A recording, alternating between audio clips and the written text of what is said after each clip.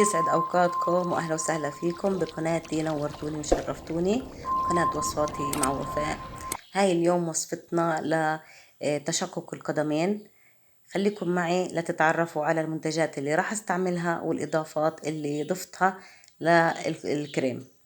في عندي خطوة راح نعملها قبل الكريم، طبعا اللي هي الماء الساخن مع خل التفاح والملح.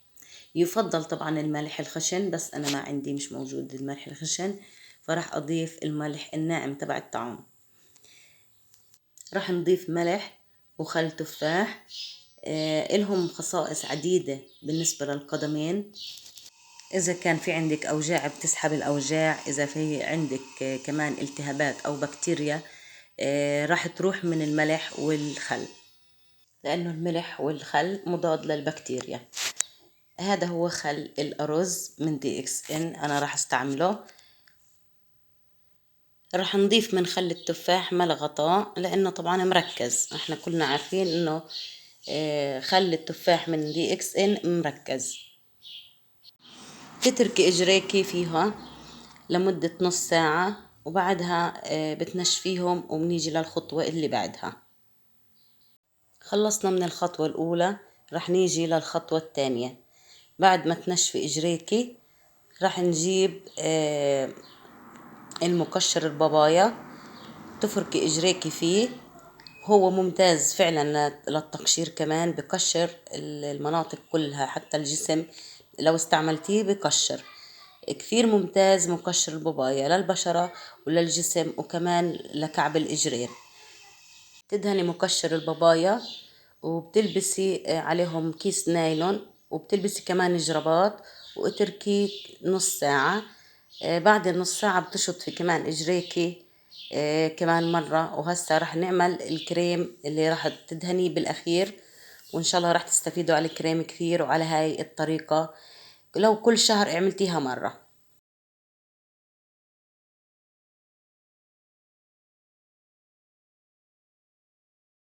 شو بدنا نستعمل بالكريم حبيباتي؟ راح استعمل طبعا زيت جوز الهند. راح اضيف طبعا معلقة كبيرة، وراح نضيف كمان زيت الجانو. زيت الجانو منعم بالفطر الريشي طبعا، كمان معلقة. راح استخدم كمان كريم الشاي، كريم الشاي من دي اكس ان. راح نضيف تقريبا 10 مثل هيك.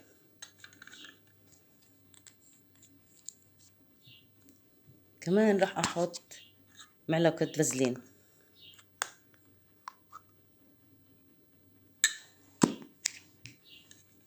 الفازلين الطبي يا صبايا. راح نخلطهم ونرجع لكم.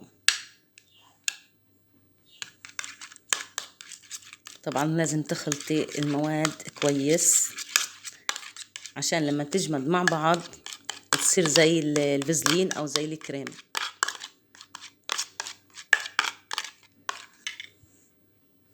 هيك انا خلطتهم كتير كويس. اذا ما انخلطوا معك حطيهم في الميكروويف 10 ثواني عشان يندمجوا مع بعض.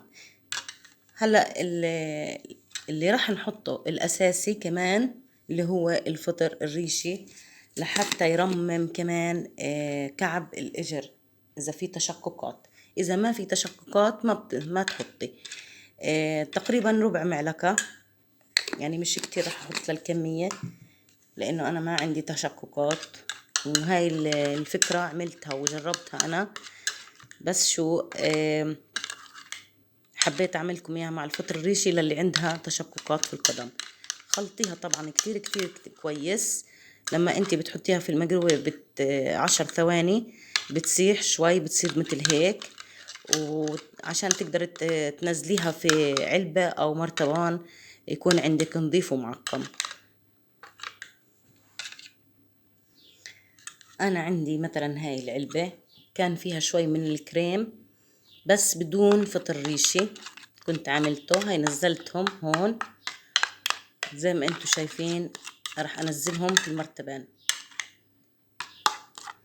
هيك تجمد مع الفازلين ومع زيت جوز الهند، طبعا راح يجمدوا ويصيروا زي الكريم.